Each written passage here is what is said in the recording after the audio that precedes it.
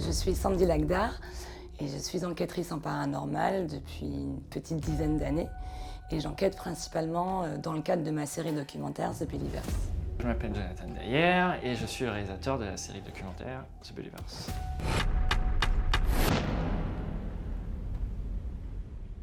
C'est une aventure qui est devenue une quête au fur et à mesure. C'est une aventure qui est remplie de surprises, qui n'a fait que nous apporter des surprises. Et The Believers, c'est surtout devenu quelque chose où on se rend compte avec Sandy qui, au-delà d'être une série documentaire, c'est quelque chose qui aide beaucoup. C'est très bizarre en tant que réalisateur de faire quelque chose et de se rendre compte que ça dépasse le simple fait de réaliser un contenu et de se rendre compte que tu peux aider les gens avec ça. C'est vraiment une aventure humaine avant de devenir la grande aventure qui est devenue ma mission de vie. D'ouvrir les consciences et de tenter de comprendre la survivance de l'âme et d'ouvrir les consciences de nos concitoyens sur la réalité du monde invisible. J'ai mis un pied dedans et j'ai complètement plongé. J'ai changé toute ma vie pour vraiment adhérer et avancer uniquement sur cette voie. Et c'est ainsi de fil en aiguille, j'ai compris que c'était devenu ma mission de vie parce que tout devenait très fluide pour moi. Et sans le chercher, finalement, il y a un engrenage qui s'est mis en route, mais sans en avoir conscience. Et c'est au bout de 2 ans, 3 ans, où j'ai fait un retour en arrière sur ce que je venais de vivre. Et je me suis dit, mais en fait, c'est évident, je suis tellement heureuse, tellement bien là où je suis, que c'est ça ma vie.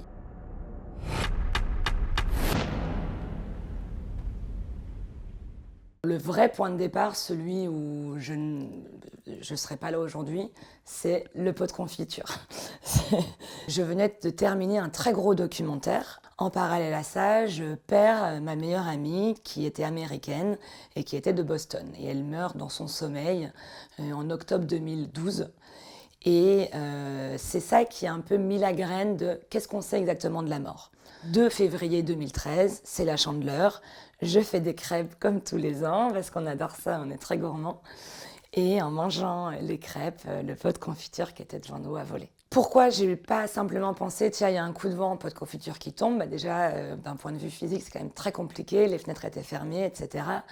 Et si vous voulez, j'ai tout de suite regardé Jonathan, on était tous les deux dans la cuisine, on a vraiment, sans rien dire, compris.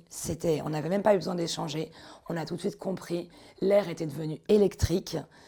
Et c'était aujourd'hui, 8 ans après, avec le recul nécessaire, j'ai compris que c'était vraiment le signal qui nous envoyait sur cette voie, il faut y aller.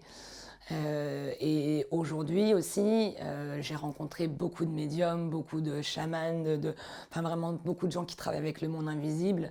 Et ils ont reçu certains messages pour moi en me disant, ah, voilà, apparemment, ça faisait plusieurs mois qu'on m'envoyait des signes, mais j'étais tellement ancrée dans la matrice que je voyais rien. Et du coup, ils sont passés un peu à l'artillerie lourde, si je peux me permettre, en déclenchant des phénomènes de poltergeist.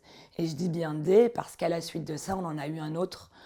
La veille de partir sur notre premier tournage, on a eu notre téléphone fixe qui a explosé devant nous à 3h du matin. À la différence de Sandy, moi j'ai vécu beaucoup de phénomènes quand j'étais petit. Vraiment, les premiers, je crois que je devais avoir 5 ans. Et ça s'est allé jusqu'à, je crois que mon dernier, ça devait être jusqu'à 18-19 ans, quelque chose comme ça. Et en fait, au dernier, je me suis dit, bon, je ne veux plus jamais rien vivre. Il était assez intense le dernier. Et c'est marrant, puisqu'au final, le destin est venu me récupérer, comme si les fantômes, c'était pas fini. Et au final, quand on s'est rencontré avec Sandy, après seulement 2 ans, tout ça est revenu dans ma vie. Et ce qui est par contre très étrange, c'est que moi, à la base, je ne voulais plus du tout entendre parler du paranormal. Mais ce qui est arrivé à Sandy, d'un seul coup, il y a un cadenas qui s'est cassé en moi pour pas... Non, surtout Sandy, va pas là-dedans, ça peut faire flipper. Ça a été plutôt au contraire, non, je vais venir t'aider. Je sais à quel point ça pourrait être dangereux de temps en temps. Je sais en tout cas les limites que peut te pousser le paranormal. Et du coup, j'ai pas eu de peur et au contraire, j'ai tout de suite eu le réflexe de lui dire, je vais venir t'aider.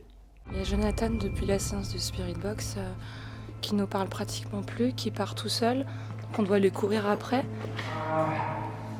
Quand t'as tourné ta tête, que j'ai vu tes yeux, je t'ai fait oh mec, c'est plus toi là.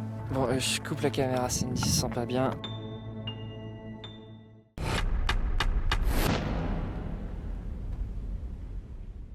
Bien sûr, hein, ça fait peur. On l'admet. On a même déjà, ça nous est arrivé de devoir quitter des lieux avant même, après seulement 1 heure d'enquête parce qu'on n'était pas encore assez aguerris. On était confrontés à des énergies trop fortes encore pour nos vibrations et ça nous faisait peur. Donc encore aujourd'hui, ça m'arrive d'avoir peur. Mais l'envie de savoir, l'envie de comprendre, l'envie d'aller plus loin, de pousser ses portes et surtout de pouvoir partager ensuite tous les phénomènes qu'on va pouvoir documenter, elle prend le dessus et puis on continue. Quand j'étais petit, en fait, j'entendais pas mal de voix. L'une de mes plus intenses, voilà, je parle vraiment sans filtre, hein, mais l'une des plus intenses, c'était dans une très vieille maison de campagne où il y avait une voix qui m'harcelait pour tuer ma mère. Donc c'était vraiment une sale baraque. Mais donc quand j'étais petit, j'ai vu plein de phénomènes paranormaux, mais aucun cool. J'ai vraiment rien vécu de cool. Et c'est pour ça et petit à petit, dans mon adolescence, ainsi de suite, jamais j'ai vécu quelque chose de paranormal qui était cool. C'était que des phénomènes de hantise, d'objets qui se déplaçaient devant moi violemment. C'était que des voix qui étaient agressives, violentes. Donc rien de positif. Et du coup, j'avais une vision du paranormal très négative. Et au final, je me rends compte que c'est très bien d'avoir fait The Believers parce que The Believers nous a amené à comprendre et à voir le paranormal d'un côté positif, parce qu'on a vécu plein de choses positives, même plus de choses positives que ce que moi j'ai vécu quand j'étais petit, quoi. Oh. J'ai mon cœur qui bat, mais à 10 000 à l'heure, quoi.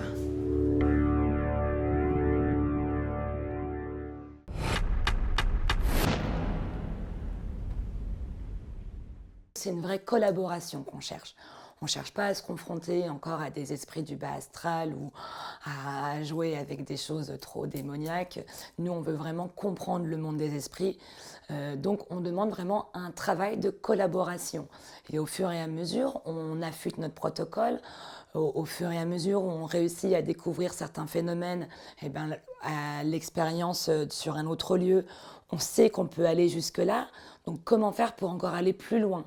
Donc aujourd'hui, ça devient vraiment des mises au point d'expérience, de continuer d'enfoncer la porte pour aller encore toujours plus loin dans la compréhension.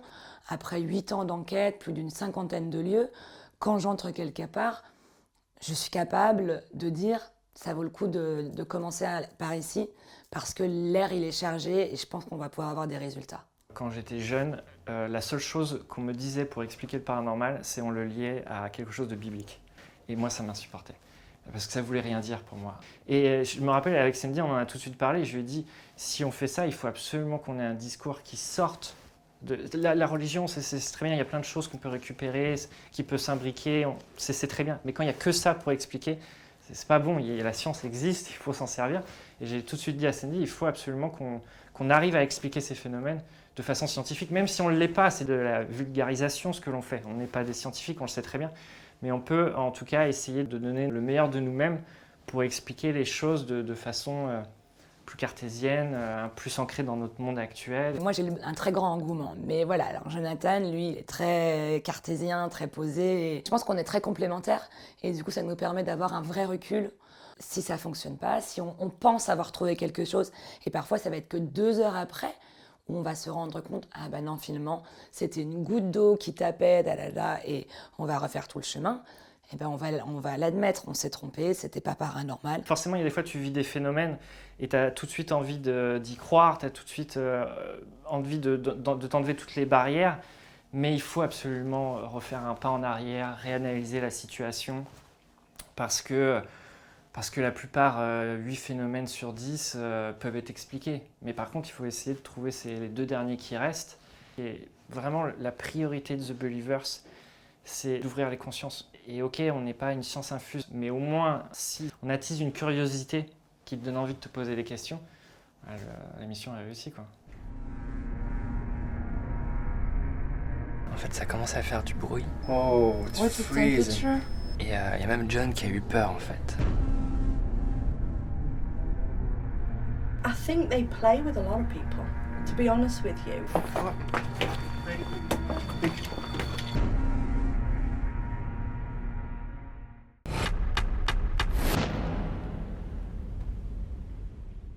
J'ai eu beaucoup d'expériences très fortes, donc c'est très dur. À chaque fois qu'on me demande de n'en choisir qu'un, c'est très compliqué. Mais forcément, à Newsham Park, la voix de ce petit garçon qui nous dit qu'il se sent observé alors qu'il est dans un placard. Enfin, il nous le dit en français alors qu'il n'y a jamais eu aucun français dans ce lieu. Ça, ce sont des choses très fortes. Il se trouve qu'en plus, 2 ans après, on va faire le château de Comlongon en Écosse, que l'histoire de cet orphelinat pendant la Seconde Guerre mondiale, tous les enfants, tous les orphelins ont été placés dans des lieux plus sûrs. Et comme par hasard, on va enquêter dans un de ces lieux plus sûrs. Et j'ai, comme par hasard, retrouvé une photo des orphelins dans ce château. Donc, Comlongon et Newsham Park ont été des lieux très forts pour moi. On le cite beaucoup, mais l'hôpital de Newsham Park, qui était un ancien orphelinat, qui est devenu un hôpital psychiatrique et tout, il se passait beaucoup de phénomènes, que ce soit des phénomènes de voix, des phénomènes visuels. Ce petit garçon qui parle dans le couloir. En fait, le proprio nous avait expliqué, le proprio de l'hôpital, que ce couloir-là, ce long couloir, il servait à punir les enfants. C'est horrible, hein, c'est un long couloir où chaque placard, il n'y a pas de fenêtre, il n'y a rien. Et ne serait-ce que tu finissais pas ton repas, on te mettait là-dedans. Et donc, il expliquait que ce couloir avait servi pendant des décennies à punir les enfants. Et en fait, je sais pas, il devait être 1h du matin. Et d'un seul coup, on se met à entendre des pleurs. Vraiment des gémissements, des pleurs, et on comprend que ça vient du couloir, on comprend que c'est tout près de nous, puis d'un seul coup, on commence de plus en plus à entendre des voix, quoi, comme si ça nous parlait. Mais sur le moment, on n'arrivait pas à capter ce que ça disait. Et c'est 2 jours après, quand on a regardé les images, qu'on s'est rendu compte de tout ce que ça disait. Il y a un petit enfant qui dit « je me sens observé ». C'est incroyable, j'en avais des frissons, j'avais le casque, j'étais devant le moniteur à regarder les images et j'en avais des frissons. Donc, il y a notre enquête dans la saison 2, le premier épisode de la saison 2, on fait 2 enquêtes, et dont une qui est au fort de Liberia, où là je perds totalement le contrôle de moi-même. On va dire que c'est entre guillemets une micro-possession, je ne sais pas vraiment comment on peut appeler ça, mais j'ai complètement perdu le contrôle de moi-même. Et j'avais l'impression de partager mon corps à 50-50 avec quelqu'un d'autre. Et c'est la seule enquête dans The Believers où on a dû partir. Je crois qu'on a dû rester 1h30 sur les lieux. C'est la seule. Parce que c'est toujours une longue démarche de trouver les lieux, etc. Et puis on est excité de découvrir des nouveaux lieux et tout. Mais dès le départ, Sandy ne le sentait pas. Moi et un autre collègue qui était là, on l'a motivé. Enfin, non, on y va, ça va être génial et tout. 20 minutes après, moi, je pars complètement en cacahuète et j'ai aucune idée de ce qui se passe. Et le lieu était tellement puissant qu'au final, on a dû partir. Avec grand regret, parce que c'est terrible de partir alors que le lieu nous a ouvert ses portes, qu'il se passe des choses, on est là pour ça. Mais là, cette fois-ci, on a compris que si on restait, on n'aurait pas le contrôle sur les choses.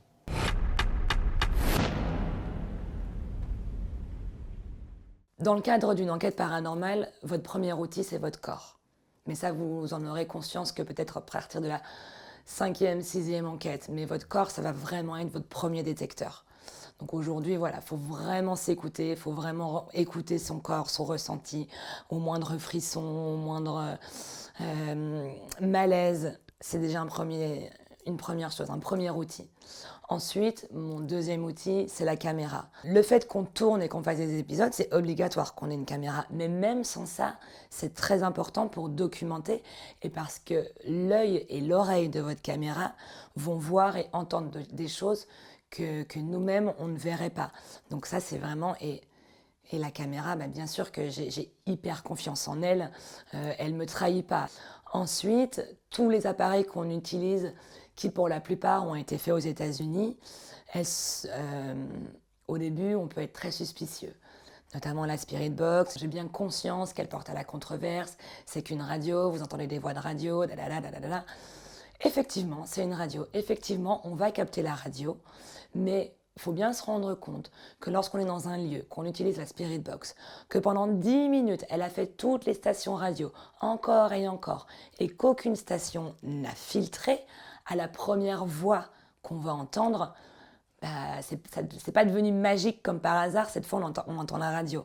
Non, c'est bien qu'on a réussi à entendre la voix d'un invisible. Arrêtons de croire que la Spirit Box, c'est qu'une simple radio. C'est certes une radio, mais il faut bien comprendre que le monde invisible est capable de travailler avec cette radio et de se faire entendre dans notre monde. Don't be scared of me. I know you're trying. Keep doing it. It's a very good thing. On a un autre appareil qui est vraiment cool, par contre, qui nous permet là de vraiment visualiser un esprit. C'est la Kinect. C'est un dérivé d'un appareil qui avait été construit pour une console de jeu il y a très longtemps, mais qui maintenant c'est une technologie qui est utilisée pour les frontières ou même pour n'importe quelle expérience dans la science ou même dans les musées, on le voit. C'est une caméra qui permet de modéliser en temps réel le corps, donc à travers ses mouvements, la température du corps, etc. Ça envoie plein de faisceaux et ça permet de détecter tout ça. Et on savait qu'avec ce genre de technologie, on l'avait vu aux États-Unis, qu'ils avaient commencé à l'aborder, mais c'était le tout début. Même quand nous, on a commencé à essayer cette expérience avec la caméra Kinect, c'était le tout début. On s'est dit qu'il fallait qu'on le fasse.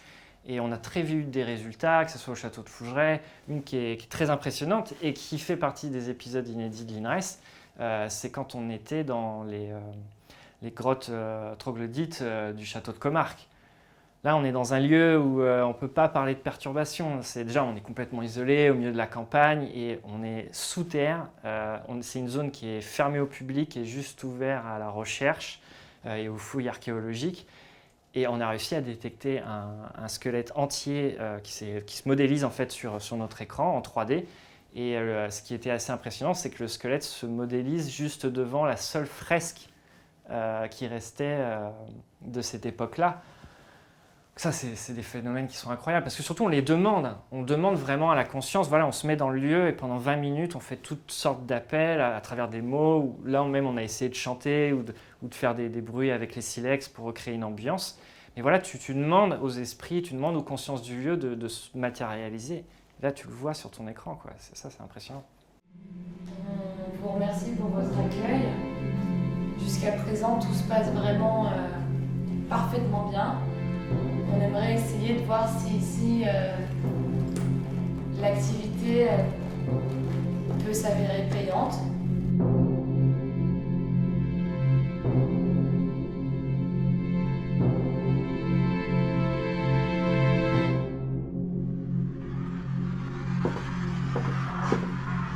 Au revoir.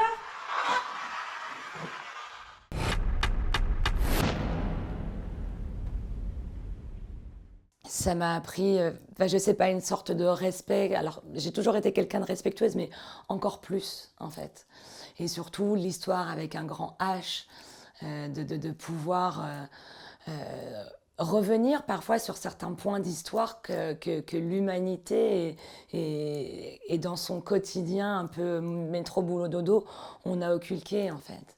L'une des choses qui a le plus changé en moi vis-à-vis de toute cette aventure, c'est déjà ma perception de ce monde-là.